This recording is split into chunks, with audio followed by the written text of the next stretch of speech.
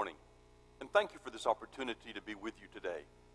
This week and each week after, Greg or I will come to you with a meditation from the Scriptures that's no longer than 5 minutes. These are bite-sized opportunities to go deeply into the Scriptures to assist you in your own daily work in the Scriptures. Today I want to look at the first 2 chapters of Genesis. If you look at the first 2 chapters, something is remarkable there. They are 2 creation stories. So when someone asks you if there's a creation story in the Bible, answer yes, 2 of them.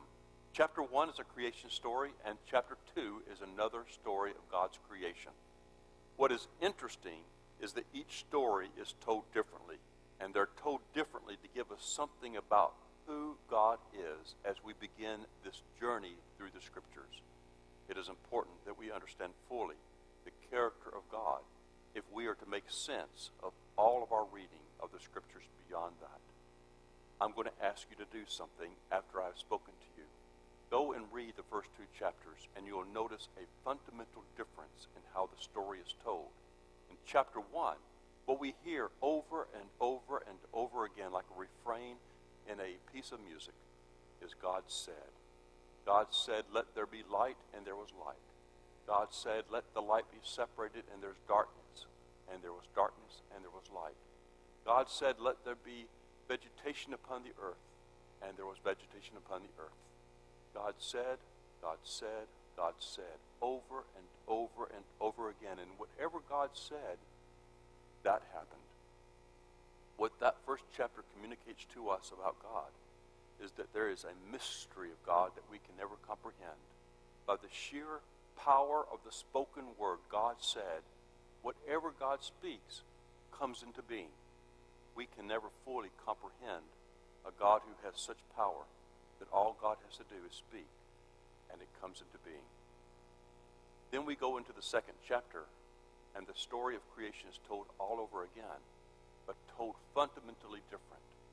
In the second telling of the Scriptures, or the story of creation, God reaches out of the heavens and grabs some earth, and he shapes the earth and creates man. And then he leans out of heaven and he draws close to this creation that he has made and blows his own breath into the nostrils of the man. And the man takes his first breath, and the man is alive. And then God plants with God's hands a garden of fruit trees so that the man may have food to eat. And then God, with God's hands, takes and shapes animals and birds and leads the animals and the birds to the man. And whatever the man called each living creature, that was its name. And then after the man had named every living creature that God had made, God saw that not one of them was suitable as a helpmate for the man. So God caused the man to go into a deep sleep. And then with God's hands, God reached into the chest of the man, and he removed a rib bone. And then he healed up the place of the chest of the man. And then with more soil, more earth, he shaped around that bone woman. He gave her breath and brought her to the man. And now he had a suitable helpmate for life. What we discover in the telling of that second creation story is that God draws close to God's creation. And like a child working with Play-Doh, God takes the earth and begins to create. God gets his hands dirty. And more importantly, God draws close to the man and blows his very own breath in the man's nostrils. The man comes alive. What this story of creation tells us is that we worship God who draws near to us. In fact, as near to us as our own breath. So there's a place for both the first chapter and the second chapter of Genesis in helping us to understand this God that we're about to take a journey with as we read through the Old and the New Testament. First, we worship a God who is mysterious. We cannot comprehend a power or force that merely speaks and whatever is spoken comes into being.